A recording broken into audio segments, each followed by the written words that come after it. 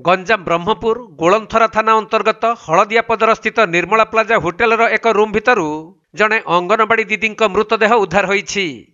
मृत अंगनवाड़ी दीदी जनक हेउछंती पुरी जिला वीरभद्रपुर अंचलर। से गतकाली संध्या समय रायगड़ा अंचलर तांको पुरुष बंधु संकेत सेनापति सहित आसी अयरे रूम नहीं रहिथिले। तेबे तांको मृत्युर कारण अस्पष्ट रहिथिबा बेले तांको दुष्कर्म परे हत्या करा जाइथिबा तांको परिवार लोक माने अभियोग आनिछंती। एक्चुअली घटना सी हूँ सांग मो जो देढ़ शाशु जी हे सी अंगनवाड़ी टीचर थे। ये टोका सेल्स रे टायर कंपनी ना कौन गोटे कम को सेल्स रे काम करे।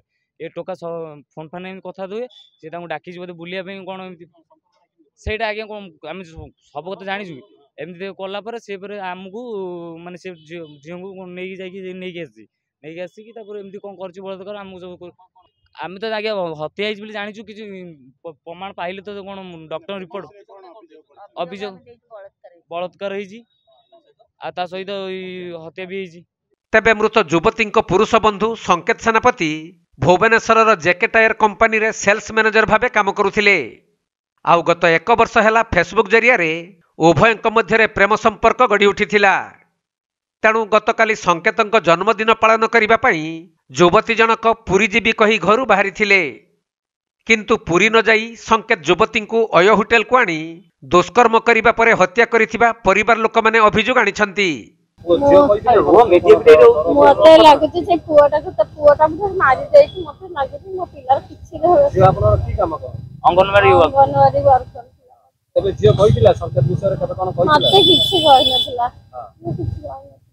सांग भी कहे काली लास्ट केतोळ कथा हितला आपन मो लास्ट 11:50 एमती 11:30 भितर 11:30 मते तारो गला स्कूल आसला मते गला मम्मी जाऊ गाड़ी सांग मोर यार कहला को हो खाइती आसी सकाळे गोटे पखाळ खाइला खाइ एबा ठीक हेतिला झियोगर एमती पड़ीथिला बाहागर जेठी से मां मरि गेले तो आज मां मरि गेले 24 तारिख मरि गेले आफार से ठीक है तो हब्बो बोली आजनु चला केमती कोन हत्या कराइथिल सब अपन कोन अभियोग देछन ए टोका तो मारिछि कर्म करी हत्या कराइथिल कोन कर्म करछि रिपोर्ट आके जा बाहरियो से तेबे संध्यारे मृत युवती एवं तांको पुरुष बंधु होटेल रूम नहीं रहिथिबा बेले राति प्राय 10:30 समय युवती जनक असुस्थता अनुभव करिबारु तांको ब्रह्मपुर एमकेसीजी मेडिकल को निया जाइथिला।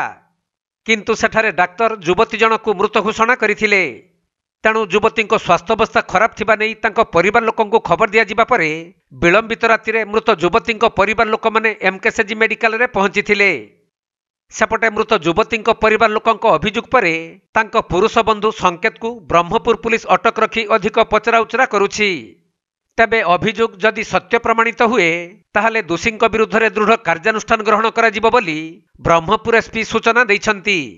हमर गोलंतरा थाना रे ब्रह्मपुर गोलंतरा थाना रे गोटे जिओर माँ आसिकी रिपोर्ट देइछंती जिओ को रेप करिकी मर्डर कराइछि बोली अभियोग रे रिपोर्ट हेछि। सेही अभियोग रे एफआईआर हेछि हमर तदन चलिछि। वर्तमान सुधा जा जाना पड़ुछि जिओ पुओ गोलंतरा एरिया रे गोटे ओयो होटेल रे संध्या बेले आसिकी से माने चेक इन करूछंती। तापरे किछि समय परे से जिओर देह भल नउतला तापरे माने किछि प्रिलिमिनरी ट्रीटमेंट कोन गोटे करूछंती। तापरे जते बेले तार देह आउरी असुविधा हैला ताकु नै कि हॉस्पिटल रे एडमिट करायतला। हॉस्पिटल रे से ब्रॉड डेड रिसीव डेड बोली डॉक्टर डिक्लेयर करूछंती।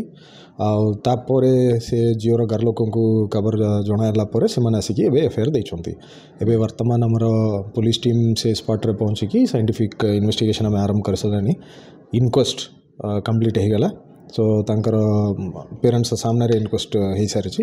एबे वर्तमान हमें टीम ऑफ डॉक्टर्स को रिक्वेस्ट करूछि पोस्टमार्टम करबा पई और पोस्टमार्टम रिपोर्ट आसिला परे हमें जानि परिबु को कारण रे मृत्यु हेछि बोली हमकु जाना पड़िबो।